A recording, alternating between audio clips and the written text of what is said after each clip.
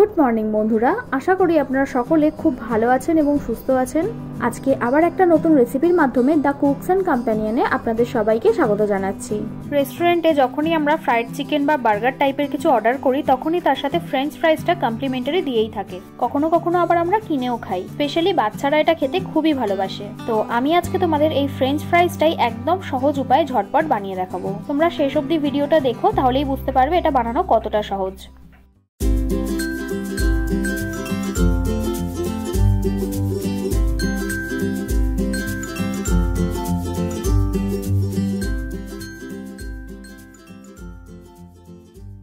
তো প্রথমেই দেখো আমি দু রকম আলু দিয়ে দেখাচ্ছি। বাজারে অনেক রকম আলু পাওয়া যায়, তবে তার মধ্যে একটা আলু বড্ড নরম ধরনের হয়, খানিকটা মোমের মতো, আর আরেকটা আলু হয় একটু বালি বালি টাইপের, যেটাকে বেসিক্যালি আমরা চন্দ্রমুখী আলু বলে থাকি। সাইজেও কিন্তু এটা একটু বড় হয়, আর ফ্রেঞ্চ ফ্রাইজ বা যে কোনো চিপস বানানোর জন্য এটাই পারফেক্ট।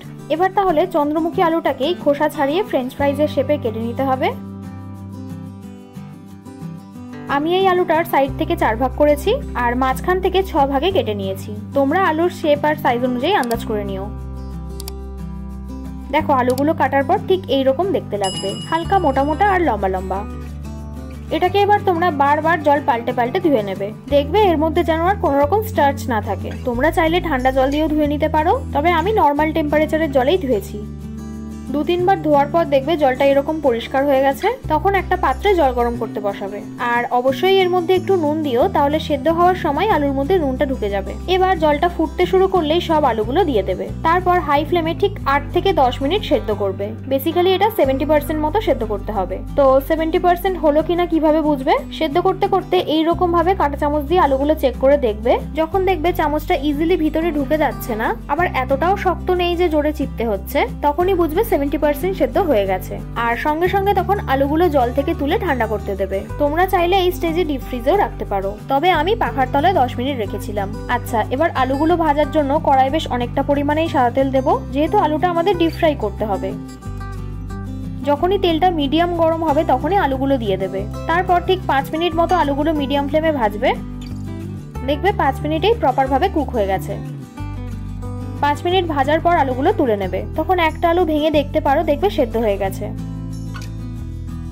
এবার এটাকে আমরা সেকেন্ড টাইম ভাজবো, কারণ ফ্রেঞ্চ ফ্রাইজের বাইরের লেয়ারটা ক্রিস্পি হয়। ফার্স্ট টাইম ভাজার পর আলুগুলো রুম টেম্পারেচারে চলে এলে আবার একবার গরম তেলে দিয়ে দেবো। এবার কিন্তু গরম তেলে মিডিয়াম টু হাই ফ্লেমেই 5 মিনিট ভাজতে হবে। আস্তে আস্তে দেখবে আলুগুলো তেলের মধ্যে ভেসে উঠছে। আর হ্যাঁ, কোনোভাবেই যেন ব্রাউন কালারটা না চলে আসে, হালকা গোল্ডেন কালার হলেই তুলে নেবে। আর অবশ্যই কিন্তু টিস্যু পেপারের ওপর রেখে তেলটা সোক করিয়ে নিও।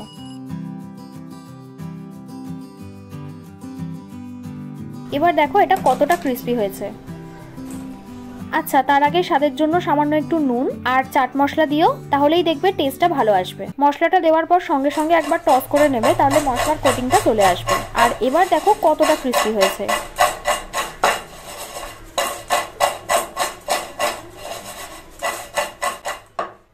আর এটা বানানো ঠিক কতটা সহজ সেটা তো দেখেই নিলে। এবার ঝটপট বাড়িতে বানাও, নিজেও খাওয়ার সবাইকেও খাওয়াও।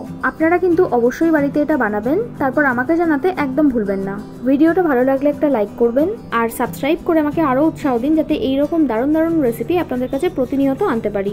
আমি রান্নায় যা যা উপকরণ ব্যবহার করেছি সেগুলো আপনারা সব ডেসক্রিপশনে পেয়ে যাবেন। আমার বানানো রান্নাগুলো এতক্ষণ সময় নিয়ে দেখার জন্য আপনাদের সবাইকে অসংখ্য ধন্যবাদ। ভালো থাকবেন, সুস্থ থাকবেন, আবার দেখা হবে নতুন কোনো রেসিপির সাথে।